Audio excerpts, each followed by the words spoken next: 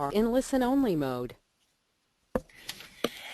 Good morning, everybody. Welcome to our webinar today, which is an introduction to work health and safety legislation. This webinar will look at the basics of the legislation and how it applies to your business. The presentation will be suitable for you if you're not overly familiar with the legislation or if you would like a general overview or refresher.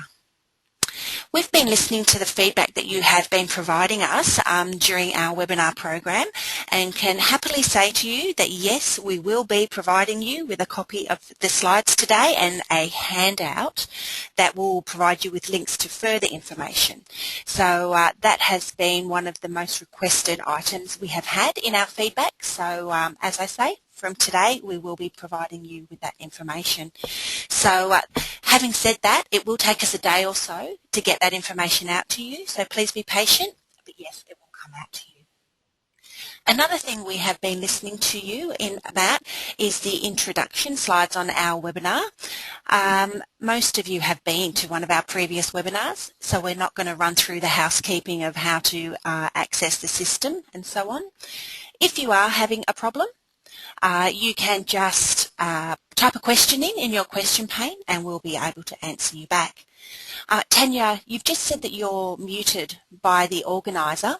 That just means that doesn't mean you can't hear. That means that we've just blocked your ability to talk to us through your microphone.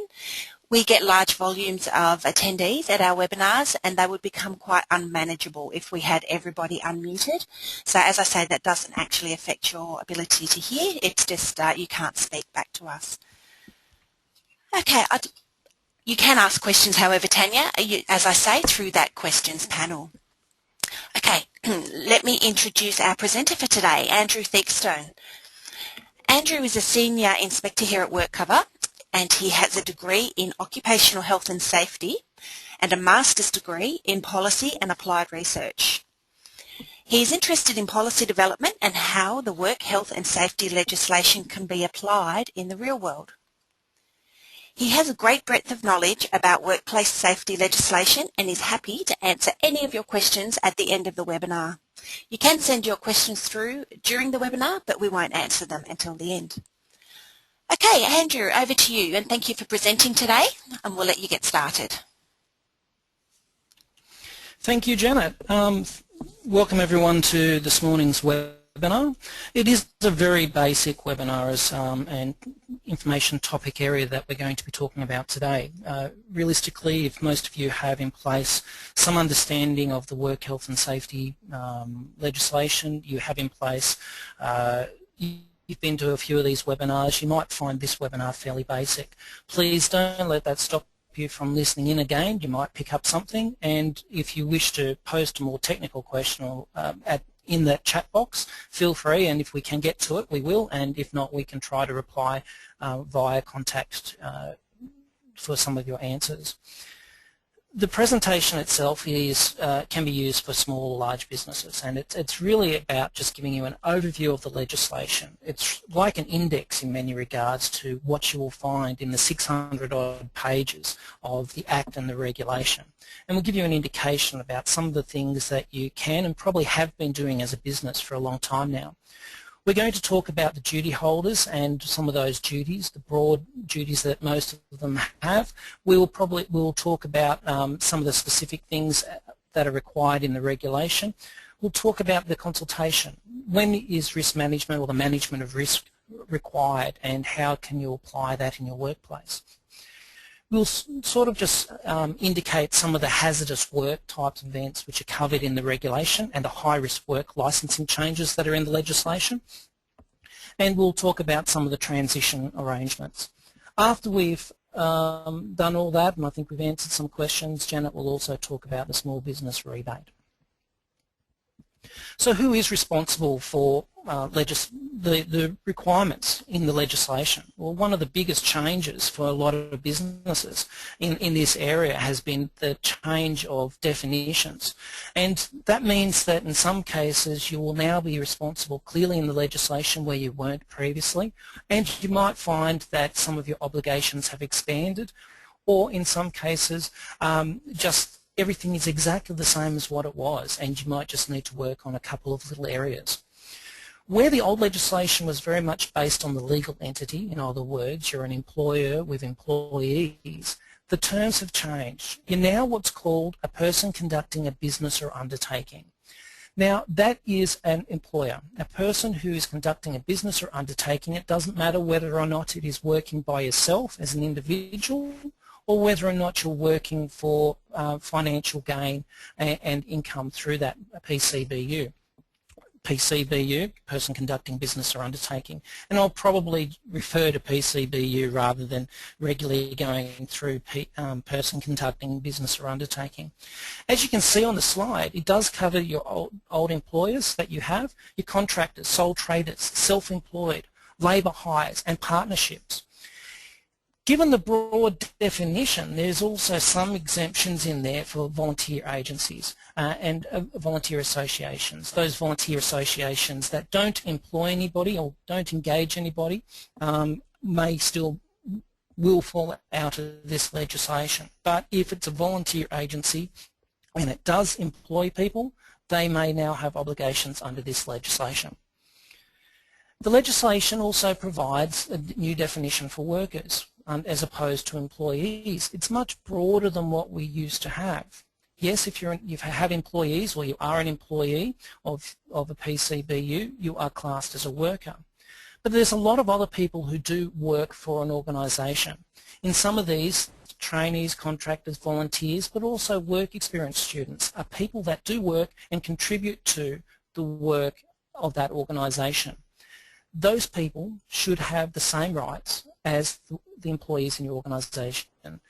All these people, the classes of people who now work and contribute to the organisation are workers, and they should have protections under this legislation, and the legislation has been expanded there. This will mean that in some cases the systems of work that you had in place last year, such as dealing with consultation, dealing with first aid and some of those areas, now needs to be expanded to address some of these other people that you are responsible for.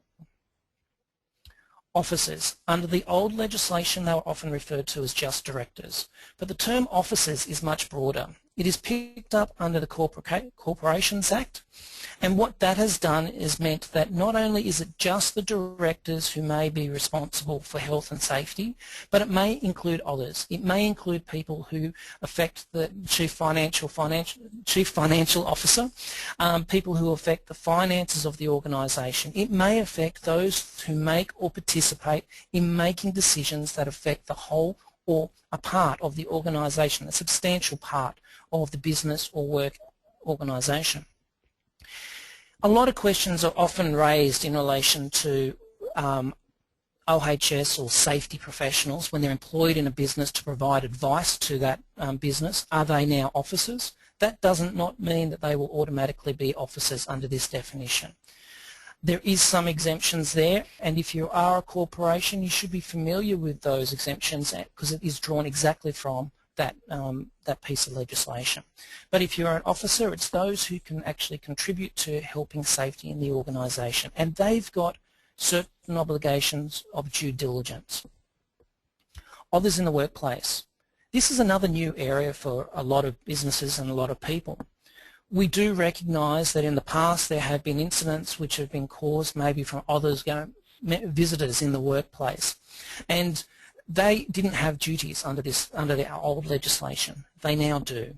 Customers, visitors, family members of workers, clients, those sorts of people who come into your workplace do have obligations, and their obligations are very similar to the workers' obligations. So, if you are a person conducting a business or undertaking, a PCBU, what do you have to do? How different is it from the last 20 years that we have been working with OHS legislation? Realistically, the primary duties are not very different at all. You should still have safe systems of work in place to enable your workers to be able to perform the activities that they need to do. You should still be able to provide a safe work environment, and you should provide plant, structures and substances which are safe. These sorts of areas that are covered by the broad duty are also expanded upon in the regulation, and we'll go through some of those things later. Another major change is in relation to the notification of incidents and what you must do if a serious incident does occur, and we'll go through that in a little bit more. The person conducting business or undertaking, or the PCBU, has to ensure the health and safety of workers and others in their workplace. Now, they have to do what is reasonably practical. In other words, what can be done is what's reasonably practical. Reasonably practical is something that says, okay, well, what is the likelihood of a particular hazard or a risk occurring in your business? What is the consequence if that risk or hazard occurs? And what knowledge should the person have about ways of minimising or eliminating that particular risk? And should they have known about that particular risk?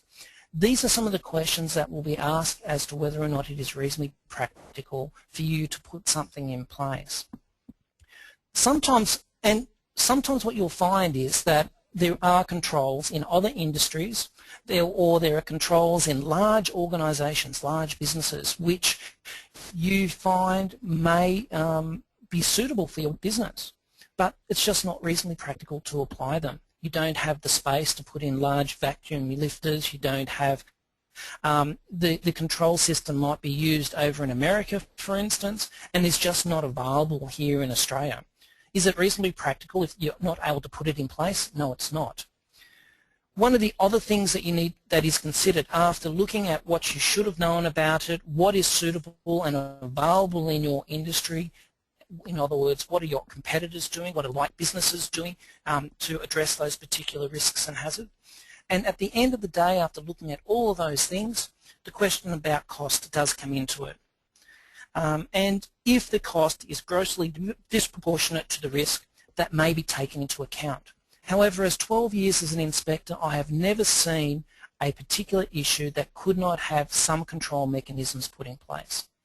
There is usually some cheaper form of control that you can put in place. It may not be the U-Butte control that you'd love to install, and maybe you can put in place a long-term plan to do so, but there is always something that the workers, that officers and the PCBU can put in place.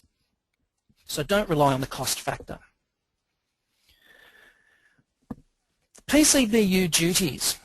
Because we're now talking about a different type of duties, and we're talking about duties which often will relate to workers in the organisation, sometimes what you'll find is, such as if you're getting in contract staff, or you're working on another work site, such as on a construction site, for instance, or you work in a factory and you have a split factory with different entities working within that factory, you'll find your employees of different companies may actually be working with and around your own workers, and they may themselves be exposed to similar risks. This legislation does not mean that each individual PCBU, such as on a construction site, must install a toilet facility in their own amenities block, etc., etc. We're not about duplicating control mechanisms. It is about saying that in some cases you might have the same duty between the two PCBUs, and you'll need to talk about those duties. The PCBU duties means that you'll have, because we don't have employers and that legal term now, we're talking about a class of people, a class of persons conducting a business or undertaking. It means you might have multiple duties in your workplace.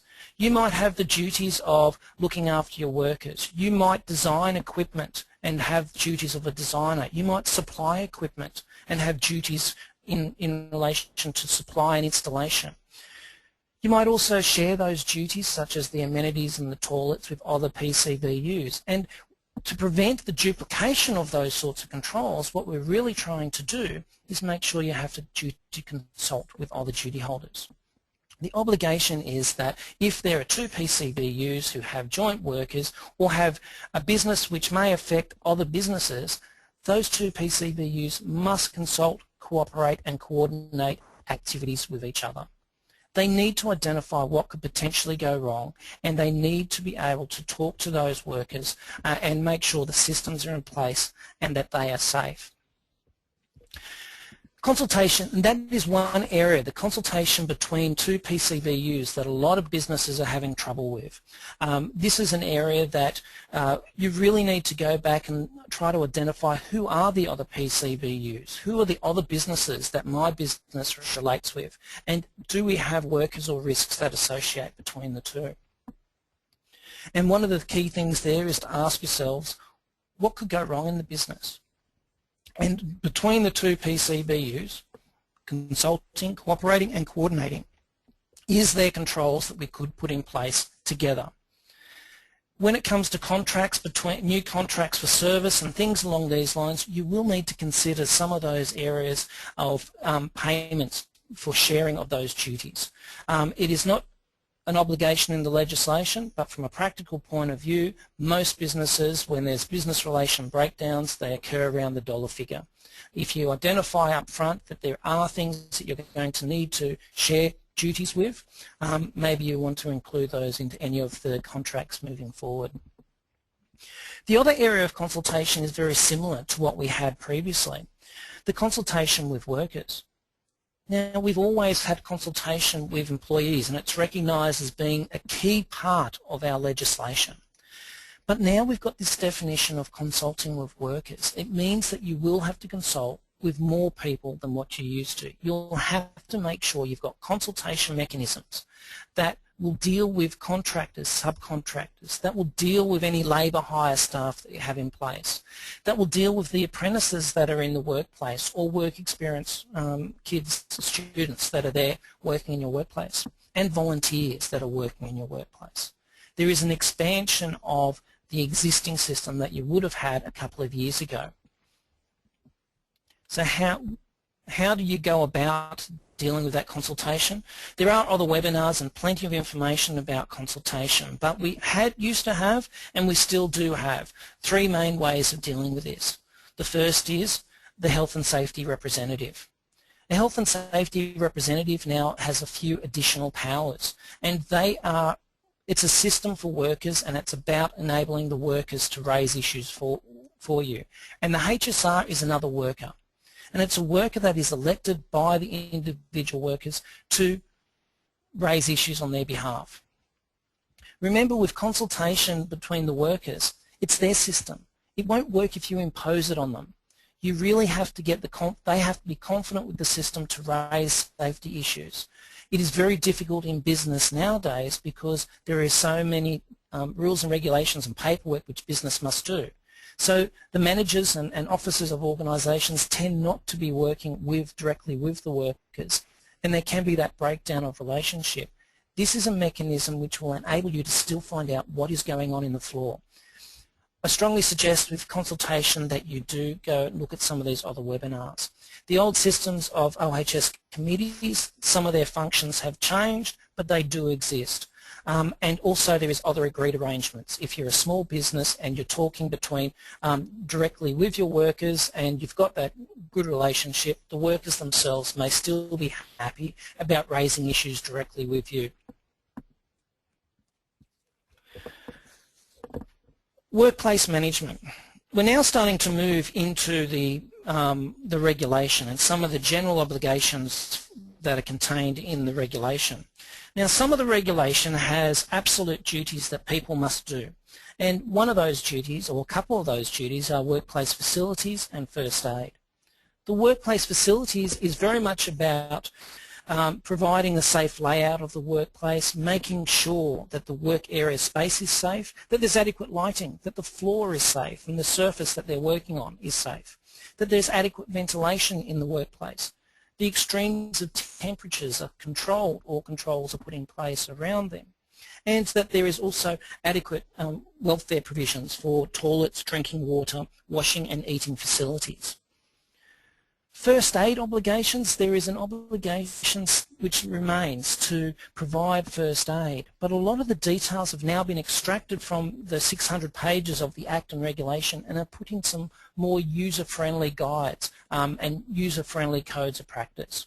So you'll need to look at those that first aid provisions.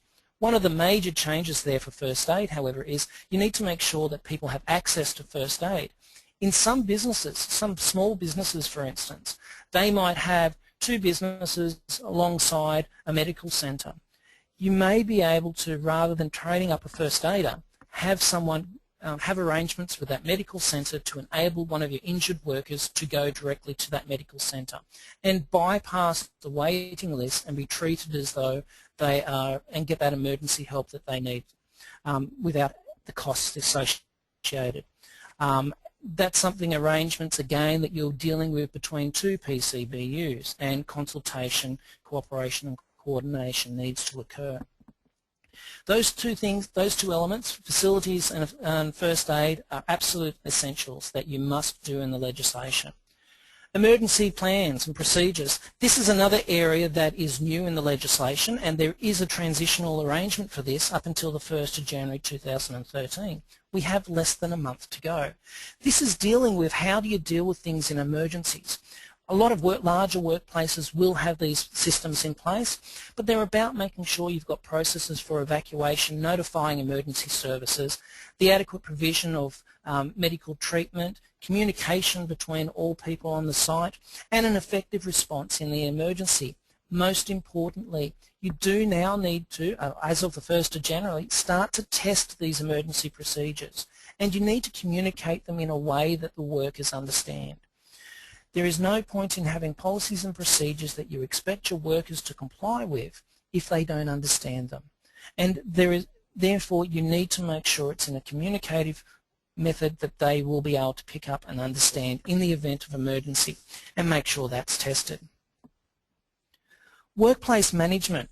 We're starting that information, training and instruction is an extension on the obligation to make sure that the workers understand the information that's that you're providing them, to across all different areas of the regulation that and the Act that you give information, training and instruction for.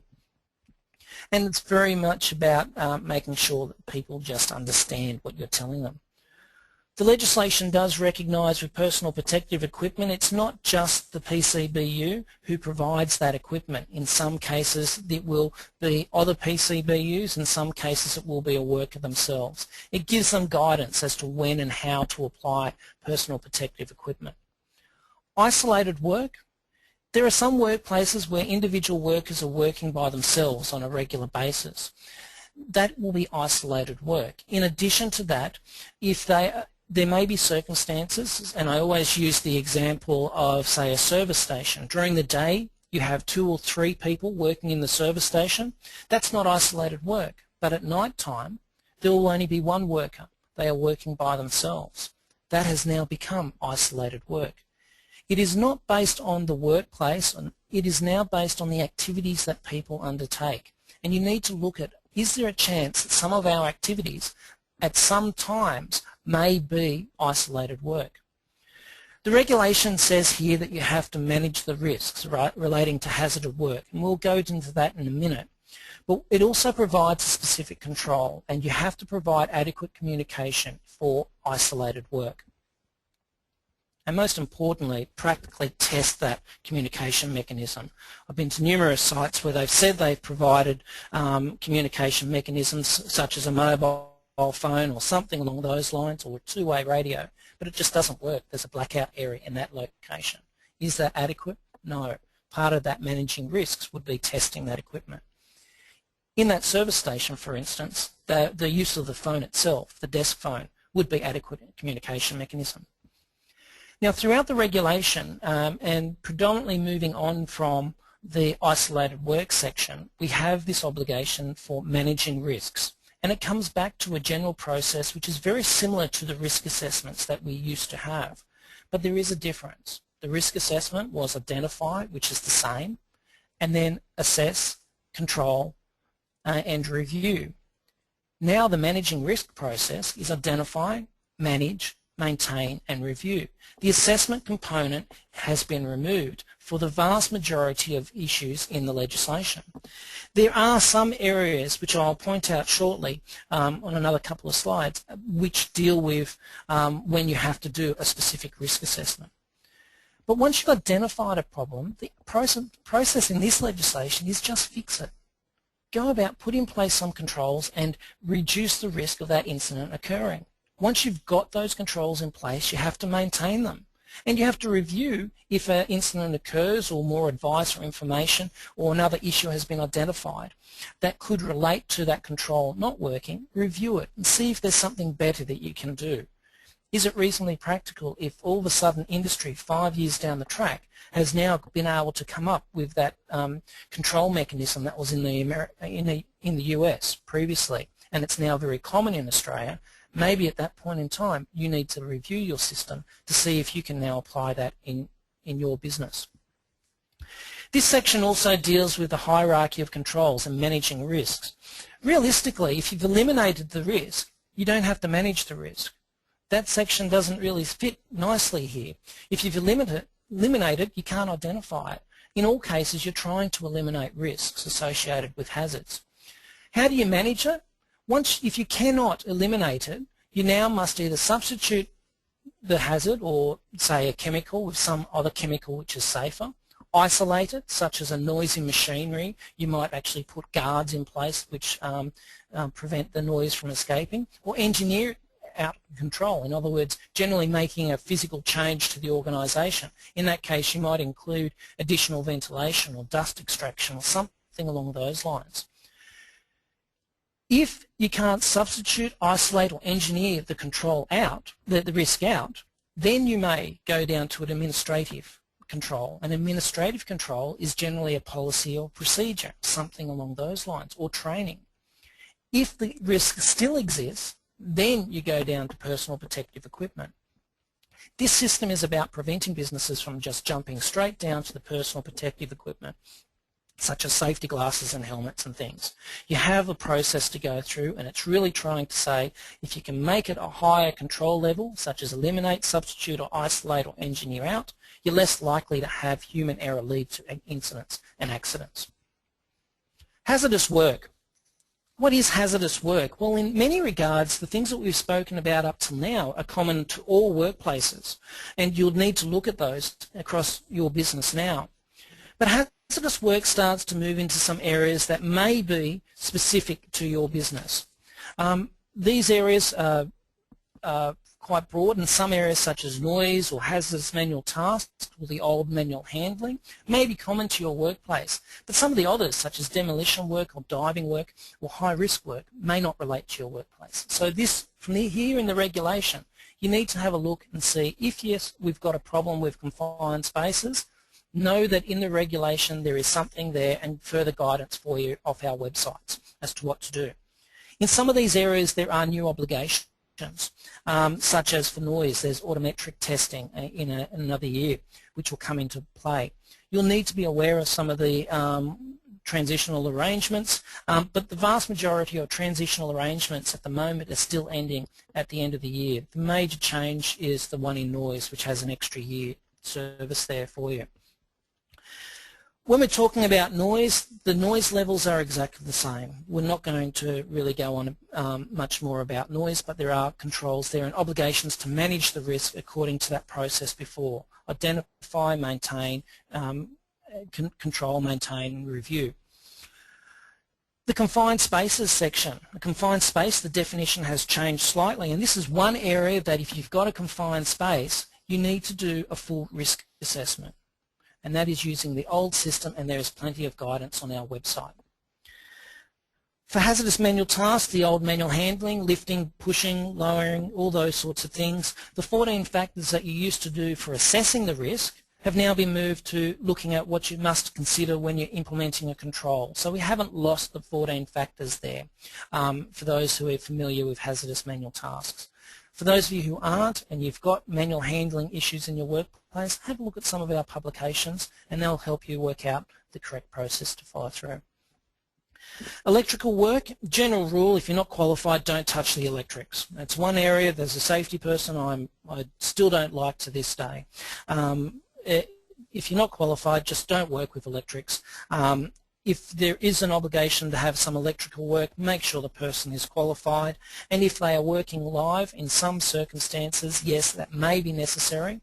And in those cases, a full risk assessment, again, is required. Diving work, again, diving work has now been transferred out of just being focused on construction, and so it's now dealing with the majority of diving work which occurs. It does not mean that if you've got your own tanks and you go off the beach and you do some diving just as a recreation, you're not covered by this legislation, but please still be safe. But diving work in particular, if you're doing it from a workplace scenario, again, making some profit from it or working with others, such as a organised recreational dive charter, you may now fall under this legislation. And again, full risk assessments are required in that area. High-risk work are generally those areas which require a licence, and they're things using large plants such as crane, forklifts, scaffoldings, boilers, those sorts of things. Falls, generally speaking, it's now this falls section is dealing with falls from one level to another. There is another general section there which deals with, earlier in the regulation, which deals with falls from the same or falling objects. Demolition work. If you're doing demolition, again, there's a lot of information in the regulation, and if you're working in that area, please refer back through to work cover and get some advice and assistance as to what needs to occur. Chemicals. There's a lot of chemicals in most workplaces, and we're not going to focus on chemicals. The old material safety data sheets are now known by a different term, safety data sheets. There are some different rules in relation to some exemptions in this area. One of the areas that's an exemption in this area, if it's a liquid that you purchase, a chemical liquid which you purchase from a retail company, let's say a liquid domestos or something along those lines, you may not need to have a safety data sheet on it and follow through the requirements of the legislation. If, however, it is a granular substance that you've purchased from a domestic product, domestic retail area, you may still need to follow through the requirements of this legislation. So there's a lot of information, and remember that your safety data sheets do have a life on them, and you need to make sure you've got the most current ones.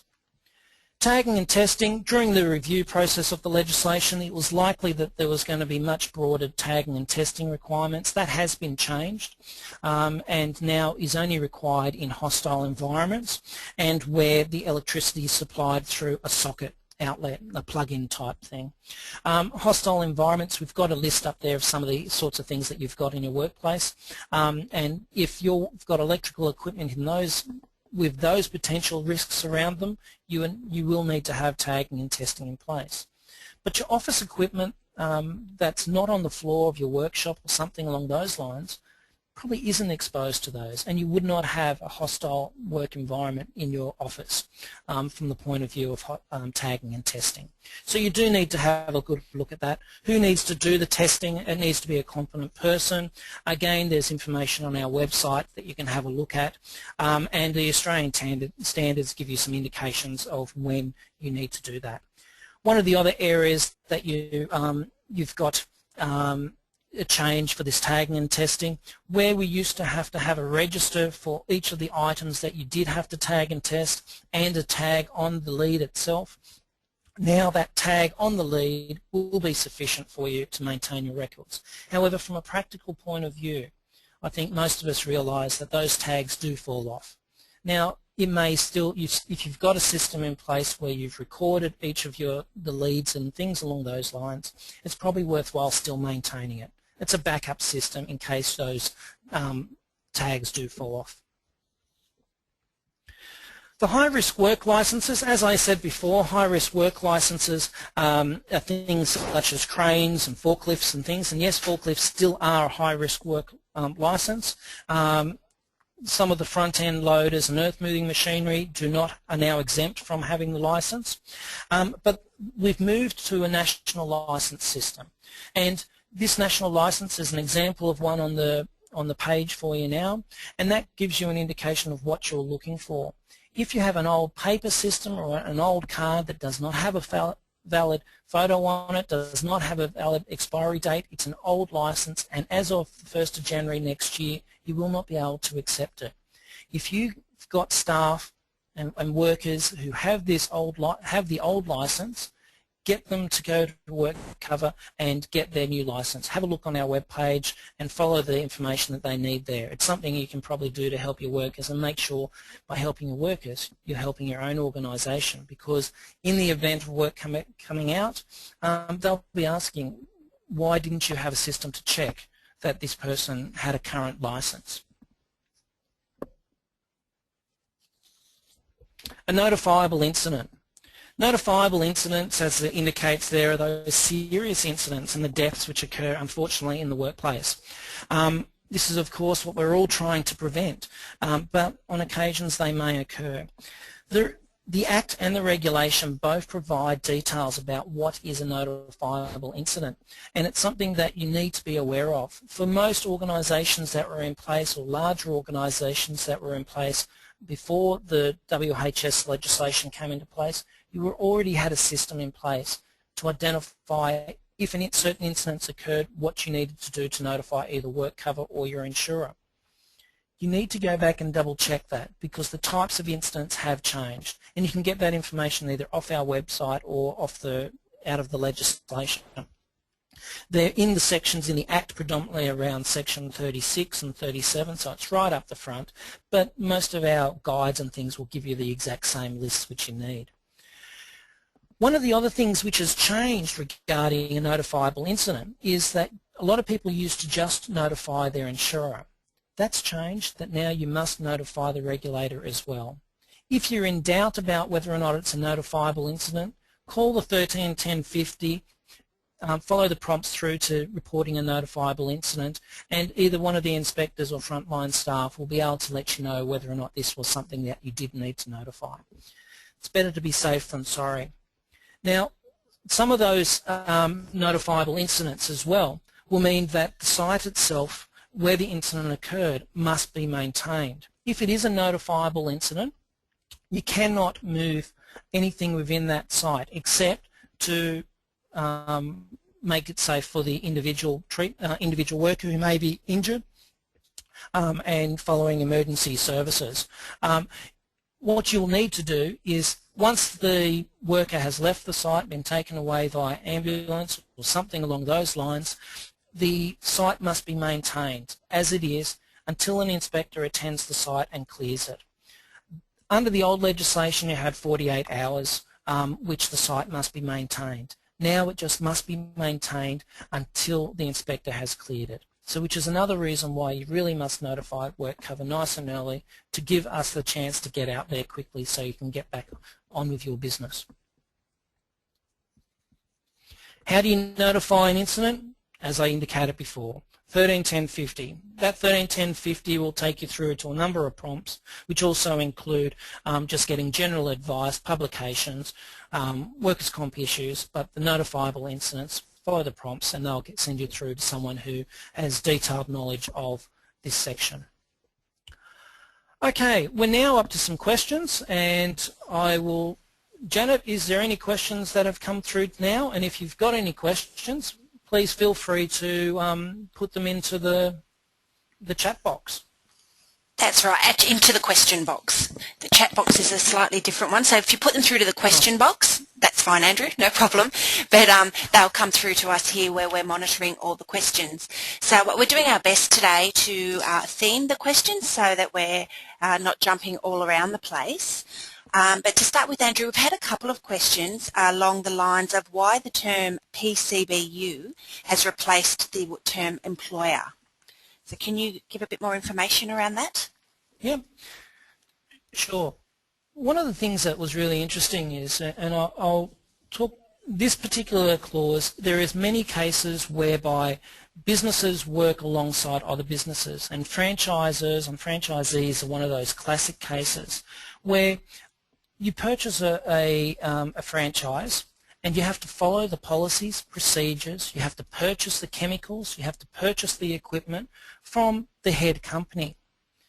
But you're the employer under the old legislation. You have your employees.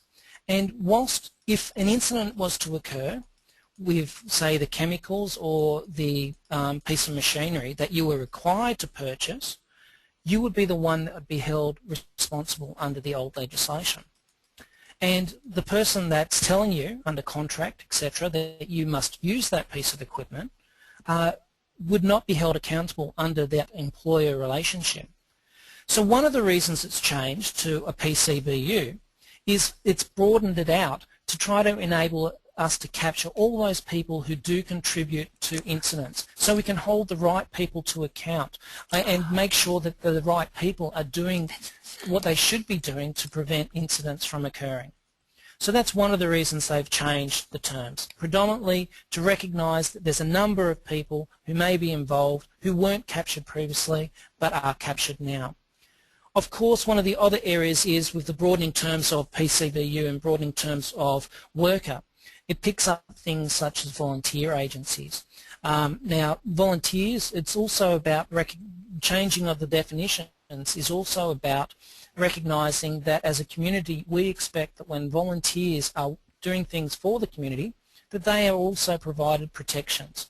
And why would it be that a volunteer who is welding, say on a fire truck or on something, a piece of machinery in a volunteer's workshop, is not afforded the same respiratory controls as someone who is working in a workplace?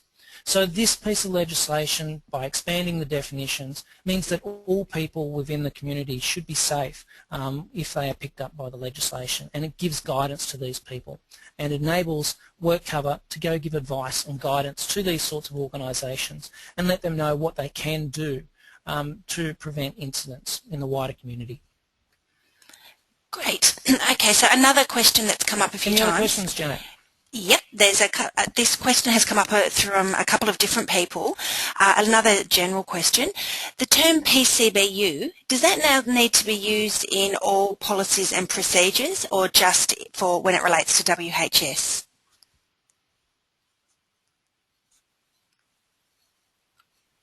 No, it doesn't need to. It only relates to the WHS legislation. For instance, the workers' comp legislation does not use that.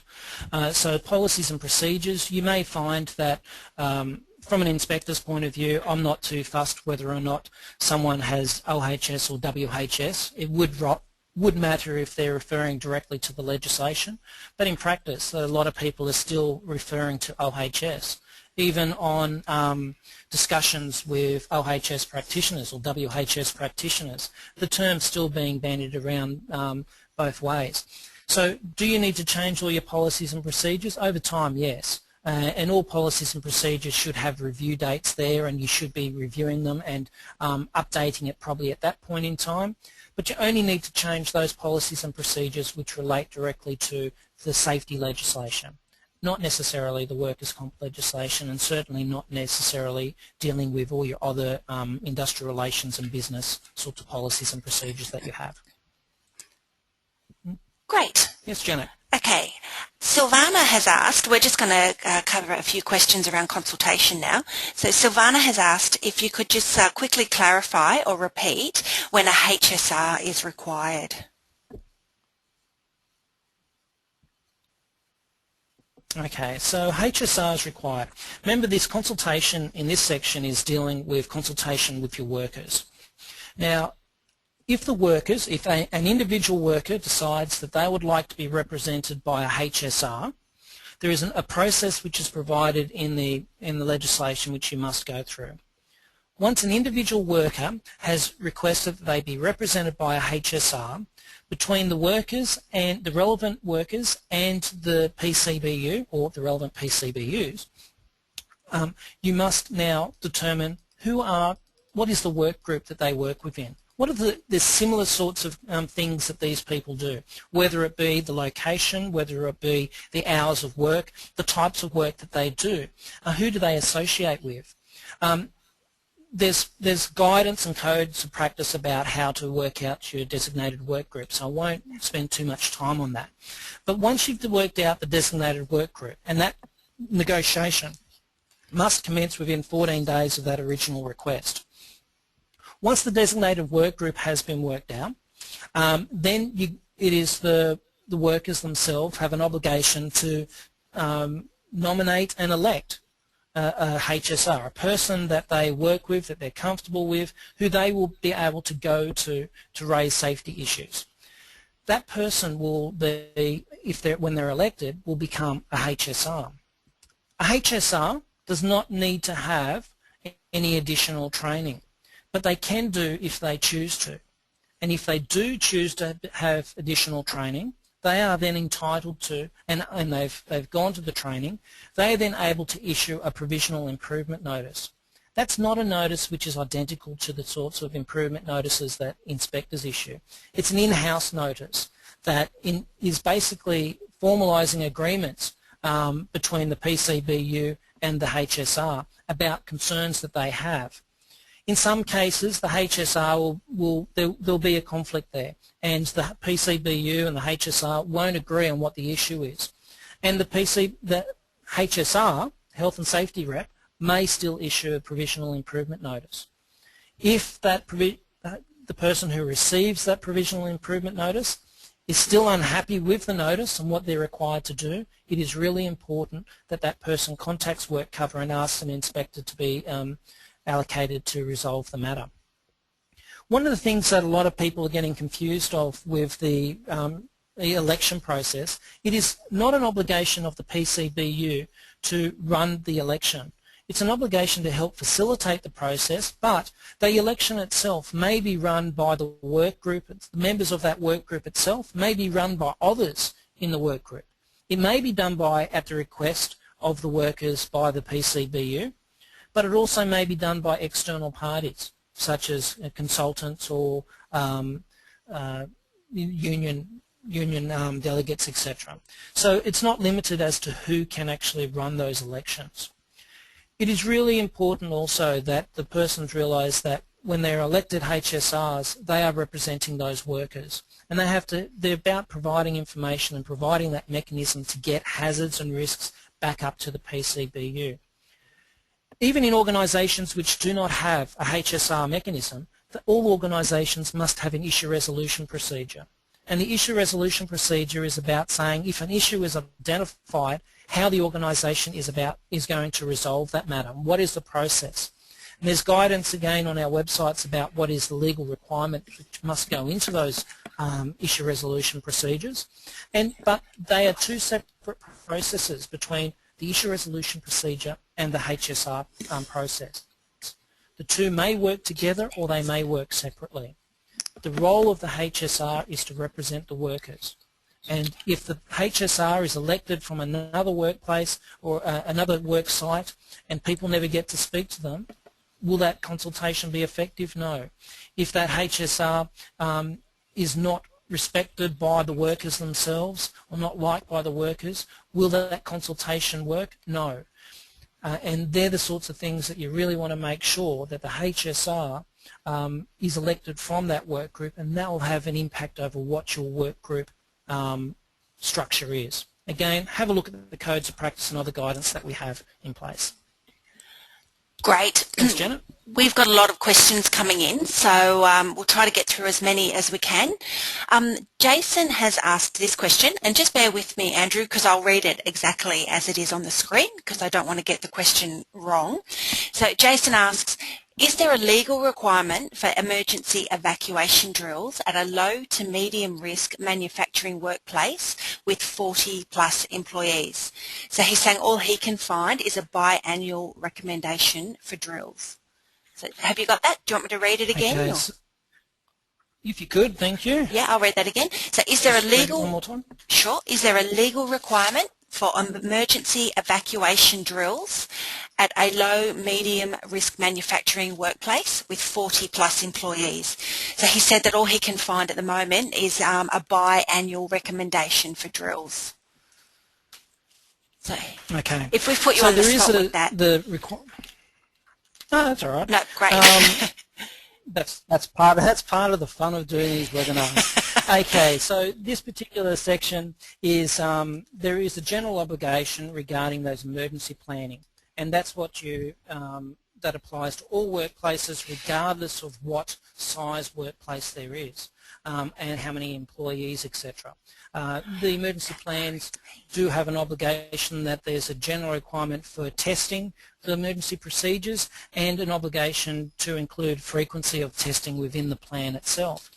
It is difficult to say that all businesses of 40 or plus would require biannually or 3-monthly or monthly sorts of testing. It comes down to the types of risks and things that are in the organisation.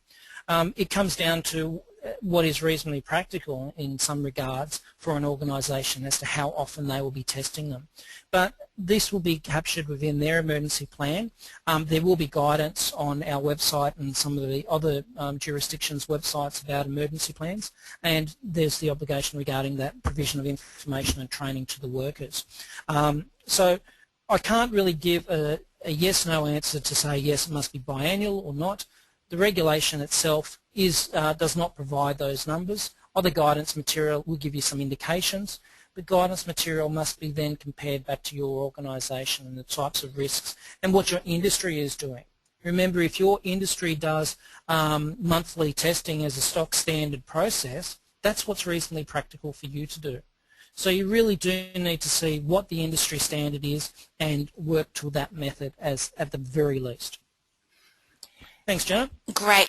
I'll just let everybody know Andrew and I are actually in different locations today.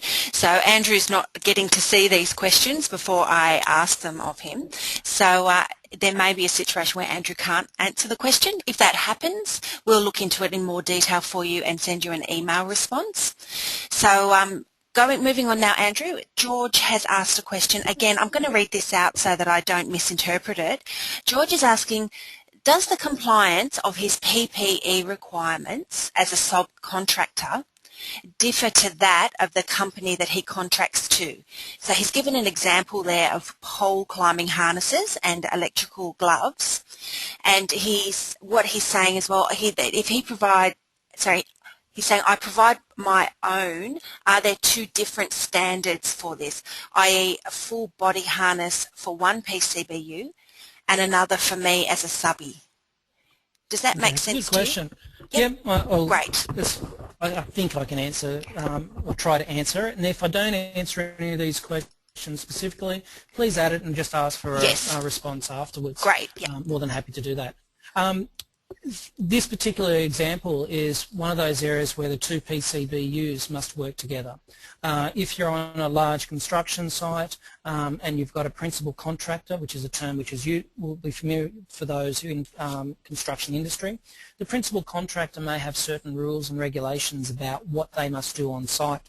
Now, one thing everyone can remember, that the legislation itself is the bare minimum that people need to be able to do.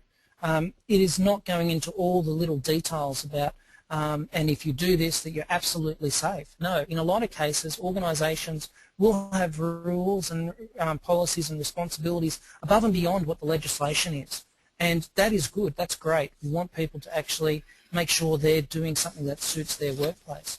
If you're working on another site as a subcontractor and they have rules that are above and beyond the expectations that's in the legislation, if you want the job, you'll have to meet their expectations, and that goes for PPE as well. Whilst that consultation coordination issue, one must assume that one of the reasons that they are asking for additional controls is that they are aware of the hazards and the specific hazards that relate to their site, probably better than what you do as a contractor who comes in. You know your job, no doubt, and you know the types of hazards and controls that are related to the tasks that you do, but there may be some specific hazard and risk that you're not familiar with. It is an obligation of the PCBUs to talk about what those risks and hazards are and ensure then that the subcontractors know what sort of standard of PPE is required. As I said, the principal contractor may actually request something above what the legislation is. And instead of you having a waist harness, they may say they want a full body harness. You'll have to meet their obligations if that's a requirement. Who provides it? Again, that would be through that consultation mechanism and determining who will provide the PPE. But in general, the two need to talk together to determine what is the right PPE level. And you cannot determine what the right PPE level is unless you know the site. And there may be other reasons why they're asking for something above and beyond the legislation. Thanks, Great. Okay, so just a question around testing and tagging. Could you just really briefly just clarify the requirements for construction sites and offices, as in, you know, Okay. office buildings? Yep. I'll just go back to my old notes for this to try to get it right. There is a little bit of a change in relation to the tagging and testing at construction sites. Construction sites in general would be a hostile environment, if only for dust, moisture and some of those elements that we were talking about before. In actual fact, as I'm talking, I'll go back. So the hostile environment, you might find that you've got additional dust, you might find that you've got machinery or stock which may fall on it. So in most cases, construction sites would be definitely defined as a hostile environment. And unlike the last legislation which required that tagging and testing be done monthly, there has been a change now to the Australian standard, and the Australian standard has the tagging and testing in construction sites for 3 monthly tags and tests. Now, for an office that works within a construction site, for instance, if the equipment remains within the office is not necessarily exposed to any corrosive chemicals, additional heat, dust, mechanical damage, vibration or moisture, the office itself on a construction site may not be deemed a hostile environment, so long as that equipment, such as a computer, remains safely tucked away under a desk or something along those lines. So the office itself may not be a hostile environment, and that office would not require a tagging and testing requirements, for instance. Now, I need to double check the Australian standard in relation to the expansion of an office on a construction site, but that's the general principle that would apply to an office versus a construction site. But if we can just note down what the questioner's name is, I'll double check the actual whether or not the construction site is including the office in the standards there for them. Okay, that is actually a question that's come in from a few different people. So if any of our listeners do want further information in regards to that, can I suggest that you send an email to the WorkCover mailbox, which is contact, so CONTACT, so contact@workcover.nsw.gov.au, and that way people will be able to get a response to their specific question. So we are almost out of time, but Andrew, are you okay if we just go over time a little bit, because we do have a lot of questions coming in? So have you got the capacity to stay online for a little bit longer? Yep, not a problem. Fantastic. Okay. So I just wanted to also just remind everybody that we will be sending out copies of this presentation, and we will also send out a document that will have links that will provide you with further information about all of the topics we're talking about today. So things about the testing and tagging, incident notification, etc. That will be in the document that we're sending out to you for further information. Now, I also mentioned that we were trying to theme our questions today so we didn't jump around too much. That's become more difficult because while we've been asking the questions, more have been coming in. So we're probably going to bounce around a little bit now, but we'll just hand back over to you, Andrew. So just bear with me. Our next question is, Adam is asking, what is the Australian standard? Or what is an Australian standard? What is an Australian standard? Yeah.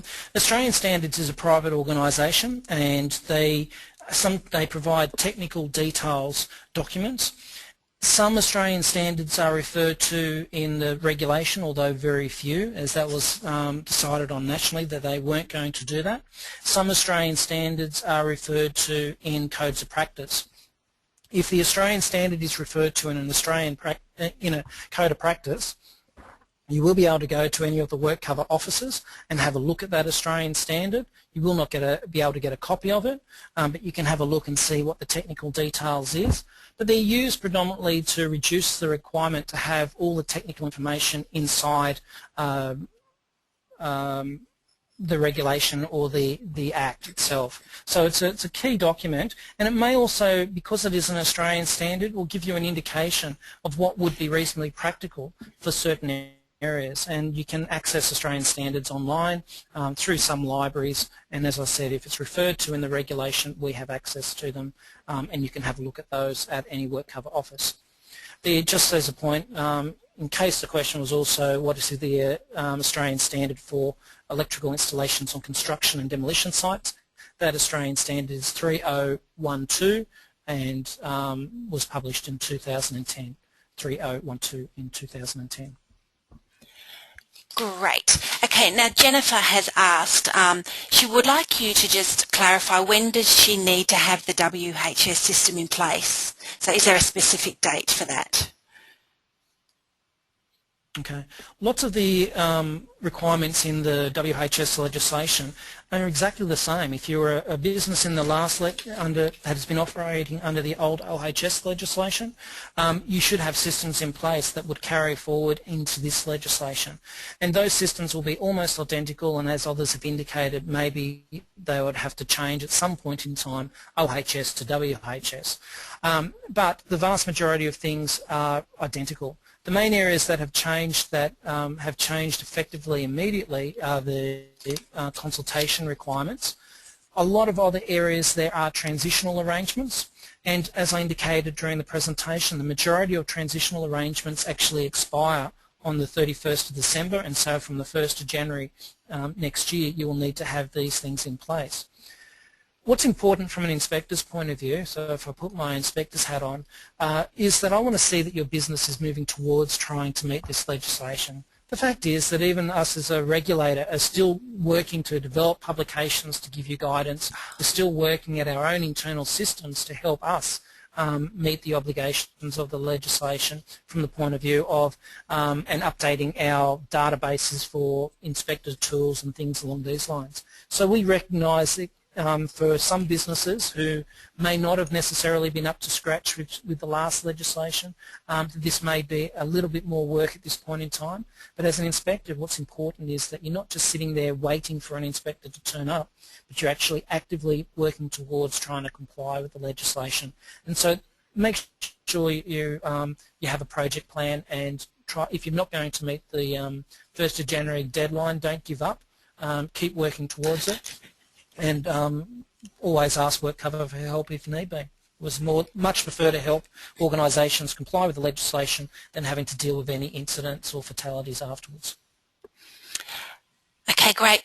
We're getting a lot of questions, specific questions about high-risk licences. It's very hard for us to answer specific questions in this forum, so what we would suggest is people go to our website, and there is a lot of information on our website about the high-risk licensing.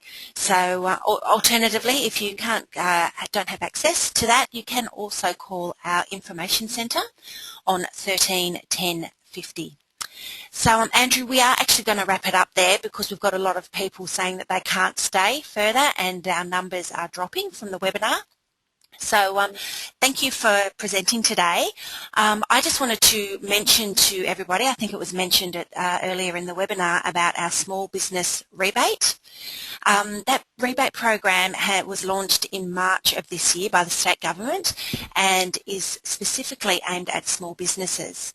So when we say a small business, we interpret that for the purposes of this program to be 0 to 20 full-time equivalent employees.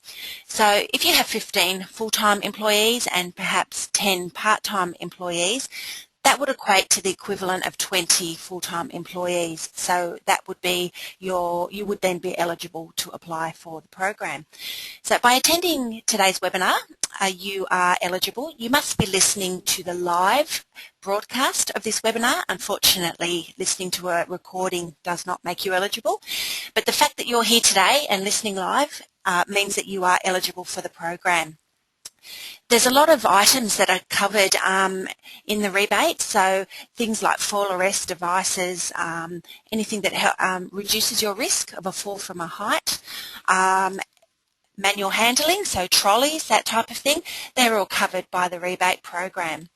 Now, if you would like further information with regard to the program, again, you can find that on our website, so have a look there, or you can ring 13 10 50 and we'll send you out an application form. Okay, so just moving on there, so bear with me a moment while I catch up with where I'm at. Okay, so again, thank you today, Andrew, for your knowledge. It's amazing the types of questions you can answer. It always amazes me, so thank you very much. Just reiterating, if we haven't answered your question today and you would like to get an answer to your question, send an email through to contact@workcover.nsw.gov.au or go to the WorkCover website, www.workcover.nsw.gov.au, pardon me, sorry, or alternatively ring 131050 if you would like to speak with somebody. At the end of the webinar, when we close it down, a survey, a quick evaluation form will pop up. It'd be great if you could take the time to fill that out.